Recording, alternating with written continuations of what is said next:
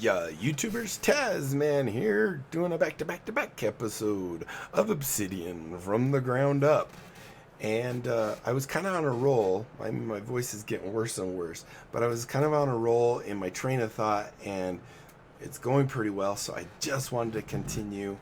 But I don't want these episodes to be too long, so I have to cut out the other one. So I'm going to add another thing I wanted to point out is this is a comment. Each of these kind of topics, this is basic formatting, I think is what I called it. Actually, I didn't call it anything. Shame on me. Basic, Formatting. Whoops, Ting. So that's our basic formatting. One thing I wanted to point out too is like multiple carriage returns don't really matter. You can see between each of these main topics, these are headings like that. You'll see that it still just puts a single carriage return, which isn't a big deal. There are ways you can actually get multiple if you want. So what we're going to do now is there are special cases. One thing you might have noticed is there's not an underline. Underlines are usually used for links and stuff like that. I don't know if that's why they don't have them in Markdown as a native thing. But yeah, there is no underline that is a simple thing kind of like this. However, I also said that you can also use HTML for various things. And that's what we're going to use for our special cases. So I'm going to do two carriage returns, SPECIS, special. Actually, I'm going to say, what do I call that? Just formatting? Basic formatting, I think. Let's say FORMATTING, formatting special cases or something, I don't know. And this, I'm going to put in parentheses, USES HTML. So hopefully you know a little bit about HTML. We're not going to go way into it. We're only going to use like the U tag for underline, the font tag, the sup and the sub for superscript and subscript, and then the P tag and the center tag, I think. So not a whole lot. So, of course, as I just said, the first one we're going to do is underline. So using the HTML underline, we'll just do it like this and say UNDERLINE, oops, E, and then close said tag with a, whoops, like so. And if we go in, now you'll see we actually have our underline, and it's not a link. You don't actually click it and it goes somewhere. It's just a simple underline. You can also change font colors and stuff like that using the font tag. And I'm just going to cut and paste this one because I'm a very slow typer and very prone to mistyping stuff. So here we are using just HTML. We're using some styling, which is color, and we're passing it a hex value.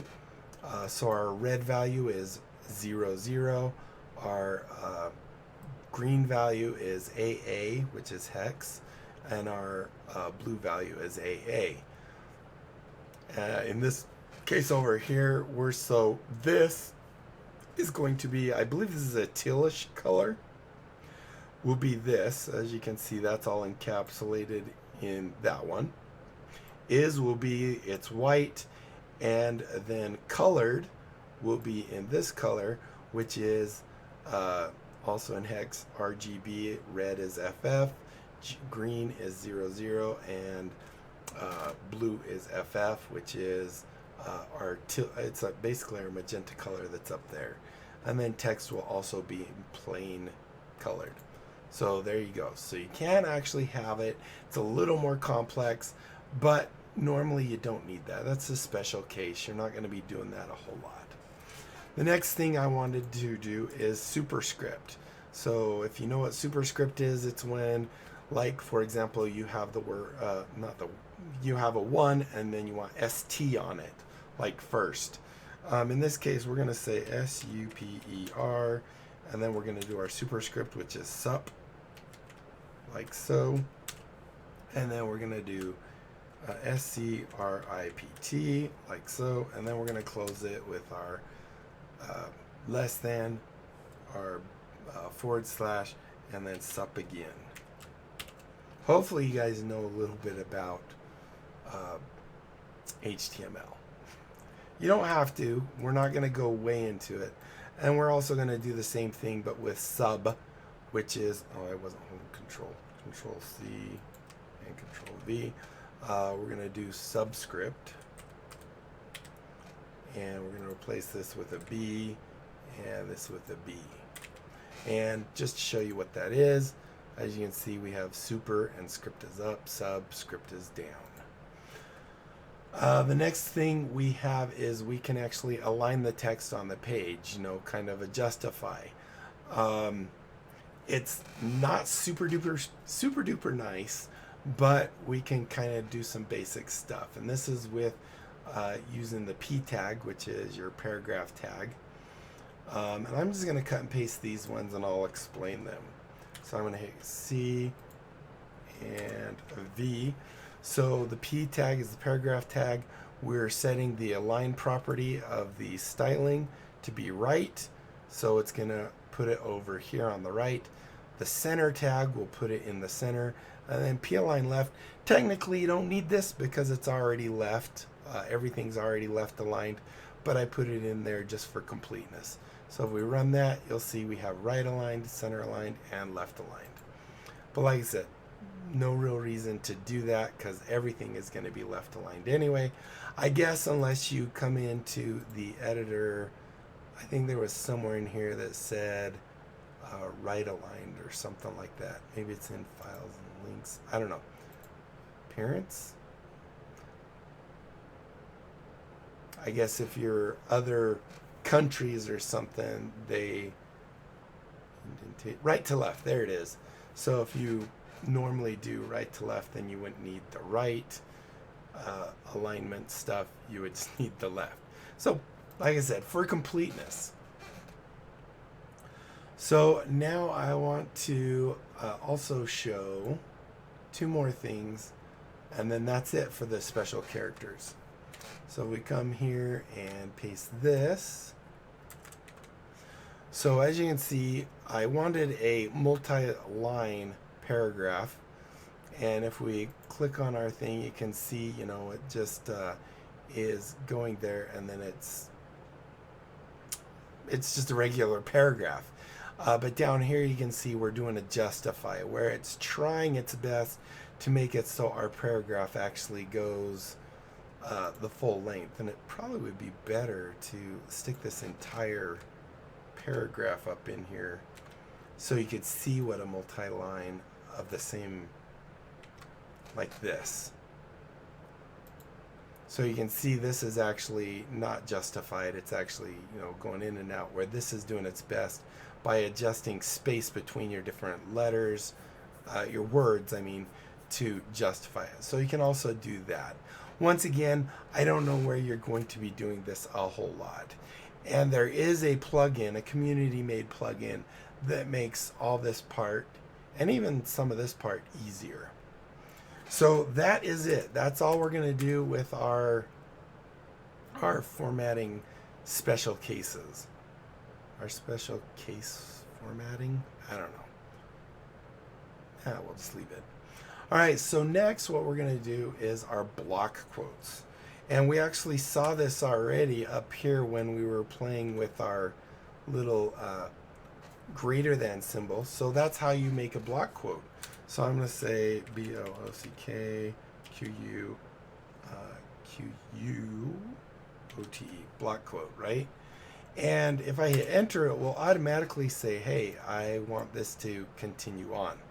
And I could say you can also enter have it be multiline. And in this case, I'm doing it in 1. Should I make this up in 1 too? I think so. I think multi-line is one word. Just want it to be good. All right, so if we click on this, now you'll see that the block quote actually just kind of indents, but everything within that block quote has the line on it. Now, I'm not 100% sure if this is going to work, but I think if on other types of quotes, which we're going to get into actually next, if you have a minus there, it collapses it, and that doesn't do it here. And that kind of makes sense to me that it doesn't. All right, so the next thing is callouts. And it used to be that you had to use community plugins in order to get callouts, but now you can actually do them natively. And what we do is we kind of do our block quote, and then we do our type of callout in square brackets with a exclamation point before it. And so for this case, we're going to do a note callback. And then this is where I can actually have a minus to say that I want it to be able to collapse or be collapsed. I'm going to say note, right? And then anything inside this callback will be our note, right? So this is a note callback. And if we do that, you'll see that we get this fancy, because it's a built-in, it has this pencil automatically there, and this is the name that we gave it, and here is what made it so that it collapses. Now, because we want to be able to show this code, I'm actually going to paste in some code that shows what it is instead of having this. And what this is going to do, because we're using kind of block, well, we're going into this later, just ignore this for now, but what this will do is make it so this will show up as plain text or as more kind of like a code snippet. So if we do that, now you'll see this is what you type to get that note, right? However, I had a lowercase n in the original, which now that will be lowercase. Now there are lots of these, so I'm just going to copy and paste these, and we'll just kind of go over them. And basically they're grouped with the icons that they use. So I'm going to do C here and hit enter twice and hit paste. So as you can see, there's a whole lot of them, and you can ignore this guy for right now. But we have note, we have info, and then each of these are just showing what the code is, so that when you're looking at your cheat sheet, you can go, oh yeah, how do I do to do? And you can actually see the code there without having to jump back out. But there are some that share. So abstract, for example, is actually abstract summary and TLDR. So all those are basically inside abstract, and it gives you the little example. These are just showing you that that's what starts it, and then carriage return, of course, with those will continue it. So as you can see, you have all these neat little icons and the colors and all that fun stuff that you can use in your thing. The one thing that is not here that we're going to be adding because of a plugin, I think it's called admonition, we'll be adding a custom one. We'll have one that actually says read info, and we can actually change the icon and stuff like that. It allows you to add your own. So that is our call out, and what I'm going to do underneath is give us yet another placeholder with 2. I'm going to do custom custom call out, and this is going to uses admonition, which is a plugin. And so I'm not going to do anything there right now. So the next thing is inline code. So natively, Markdown doesn't run code. Oh, by the way, I wanted to show you our cheat sheet so far. So we come here to our cheat sheet and refresh. You'll see basically everything we're typing is exactly what the Markdown is. We have those 3 little ticks. We have, all our code is exactly what we type. So if you don't have Obsidian with you, but you understand Markdown, you can actually create a Markdown sheet and then bring it into your Obsidian just by dragging it in a folder at a later time. Let's go back into there now. All right, so let's continue on. What are we at? We're at 15 minutes. We're doing good, actually. I'm pretty happy with the way this is going. So we're going to learn a little bit about inline code. Now, it's not executing this code, but it's a formatting that it uses. And the way we do that is with the single tick, which is kind of why we were commenting out this guy right there is the single tick. So let's go ahead and type inline code. But note that this is not running anything. You need plugins to actually have it run code. So this is some, and we'll just do a little tick, inline, and after that we'll do code.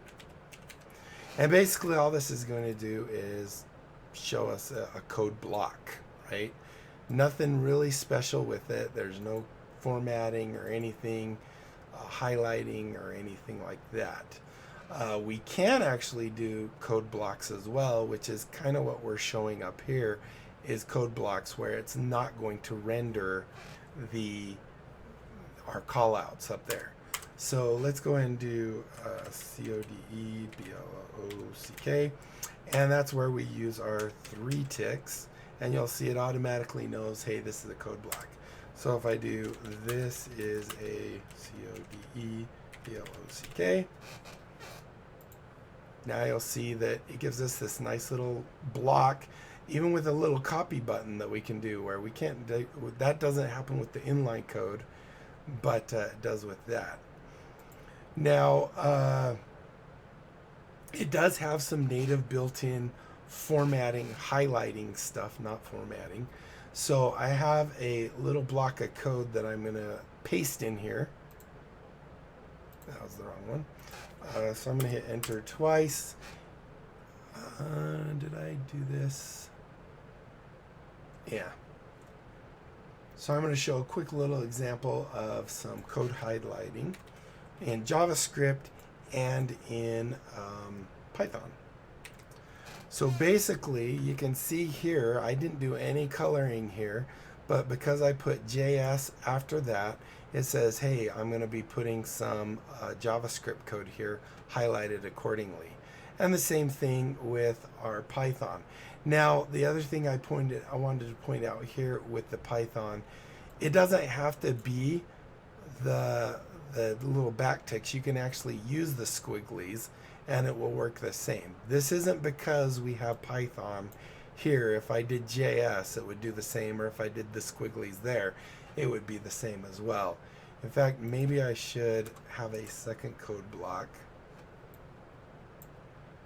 Actually, let's just do it here. We'll just do like so, and tilde, tilde, tilde, and we'll just say this is also a code block.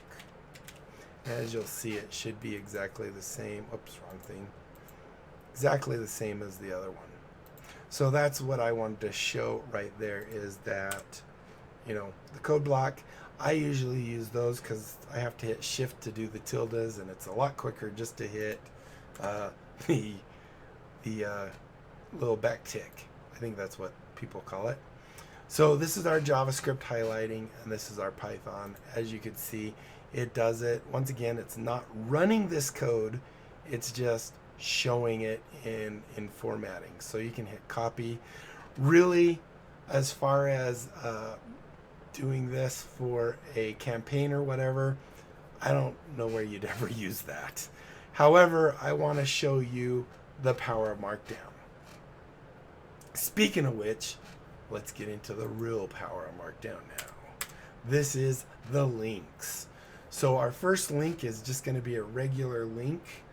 I created, I don't know if this is up to date, but I'm going to copy just to show you this.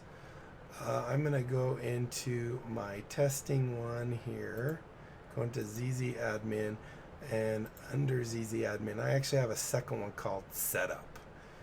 And this, technically, it isn't setup. I'm going to change it to, I'll change it in our thing. I'm going to change it to plugins. So I'm just going to copy this into ours, and then I'm going to rename it to plugins, because that's all this is really having right now. Plugins. And this is just a list of plugins. I should make it so I can click that really quickly. So now you can see we have a plugins, and this is, I think this is all the plugins we're going to be installing. But what I wanted to show you is linking, and we need something to link to. Also, remember in here in graph view, I think we're not showing, oh, we're not showing it because we told it not to show us anything in there. I'd have to change that real quick. Where was that? That's in files and links. We can just delete this guy and say that. And now if we go into our, I'm going to actually open this as a new tab. I don't think I saved it, did I? Yeah, I did. I might have to reload then. Let's do that real quick. Reload.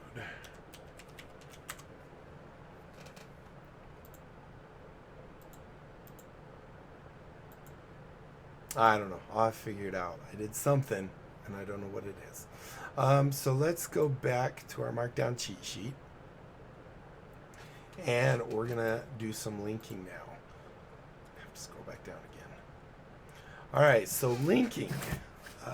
Let's go to this one and make sure I get my notes right. Or links. All right, so with linking, what we do is we do a double square bracket, and it will automatically make the other one for us. Now, I think because of my settings and stuff, it's not going to automatically, oh no, actually I think it's because I don't have the plugin. So I want the plugins to be my link here. So PLU, and you'll see now it's highlighting it. So I can click on that. So what this does is now I am linked to plugins. If I go into here, still not going to show it. Nope, nope, nope. That's okay. Actually, I guess I could have just went here. I'll figure that out. But if we're in our preview mode or our view mode, if I mouse over that, you'll actually see it actually gives me a quick pop-up of that window. And then if I click it, if I middle click it, it'll open a new window with that one. Or if I click it, it will just go into that window itself. I'm going to get rid of that one. I want this one to be erased.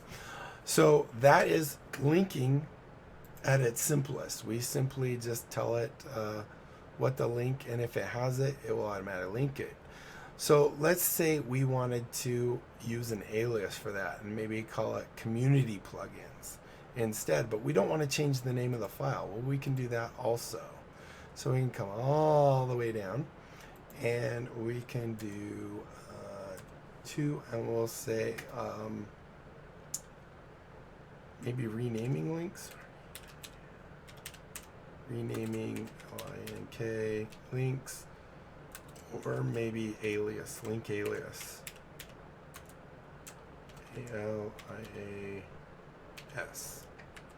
So the way we do this is exactly the same as before. We just have PLUG, and we can hit tab to get that. If we use the pipe, which is the / key right above enter, and do that, whatever we call it here will be its new name. So COMMUNITY, PLUG G-I-N-S, like so. So if I do that, now you'll see community plugins, still linking to the same thing, but that's the name we now gave it. I think we're at 25 minutes. I didn't realize we were so far. So I think we're going to end it here. Now we're going to go into more linking and all that fun stuff. But we are actually getting close to the end of what is natively available Markdown wise inside Obsidian. So hopefully you enjoyed this. I'm not doing a back-to-back-to-back episode. This is actually a good spot, and my voice I don't think can handle it. So in 3 weeks or 4 weeks, I guess, we'll actually have a new episode that I recorded after these ones have all been uploaded and viewed. But thank you guys so much for watching. Hopefully you enjoyed. If you did, be sure to leave a thumbs up down below. Aside from that, comment, like, and subscribe. Click that little notification bell. Follow me on Twitter. Check out my Discord and my other channels. Don't forget to tell other people about my channel. Word of mouth is the best way to get a channel's visibility up, because YouTube algorithms suck. But that's it, my friends. Until next time, I'll be seeing you later. Bye.